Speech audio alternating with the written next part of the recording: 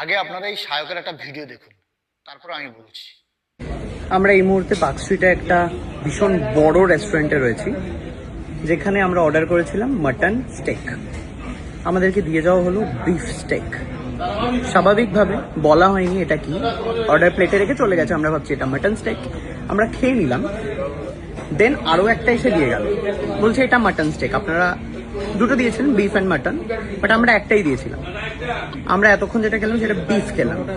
এই যে আপনাকে আমি মাটন বলেছিলাম, আপনি বিফটা কি কানে কিভাবে শুনলেন? আপনি বিফ আমরা খেয়েও নিলাম। আপনি ভুল করলেন মানে? আপনি জানেন আমি ব্রাহ্মণ, আমি মাটন খেলাম, এটা মানে বিফ মাটন বলে বিফ খাইয়ে দিলেন। পনিরের জায়গায় চিকেন দিয়ে দেন, ইট ইজ লাইক দ্যাট। আমরা বিফ খাই না দাদা। আপনি কি আপনার কি রিলিজিয়ন কি আপনার? হিন্দু না মুসলিম? আপনি মুসলিম। আপনাকে শুয়োর খাওয়াই জোর করে, খেয়ে নেবেন আপনি? তাহলে আপনি আমাকে গোমাতাকে খাওয়ালেন আমাদেরকে। ম্যানেজারকে ডাকবেন কি ডাকবেন না? কি করে হলো দাদা এটা? আর কোন আপনি ম্যানেজার? সায়ক, তোমাকে আমার বেশ কিছু কথা বলার আছে। আমরা অনেকেই জানি তুমি সবসময় কোনো না কোনো কারণে খবরের শিরোনামে থাকতে ভালোবাসো।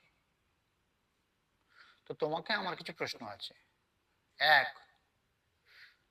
তুমি বেশ বড় হয়েছো, বয়সও হয়েছে, তো তোমার বোঝার ক্ষমতা আছে কোনটা মাটন আর কোনটা বিফ। 2 নম্বর, তুমি যদি কোনোদিন বিফ না খাও, তাহলে বিফ দেখলে তোমার বুঝে নেওয়া উচিত ছিল।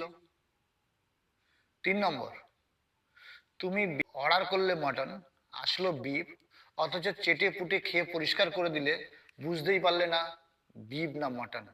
4 নম্বর, আমরা যারা হিন্দু গোমাতার পুজো করি, কিন্তু আমরা গোমাতার নামে ব্রাহ্মণ বলে ব্লগ করি না।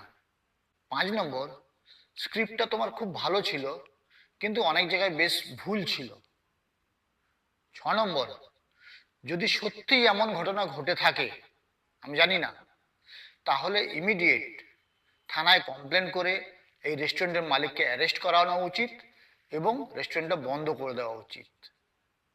আমার কথা আপনাদের কেমন লাগলো প্লিজ কমেন্ট করে জানান।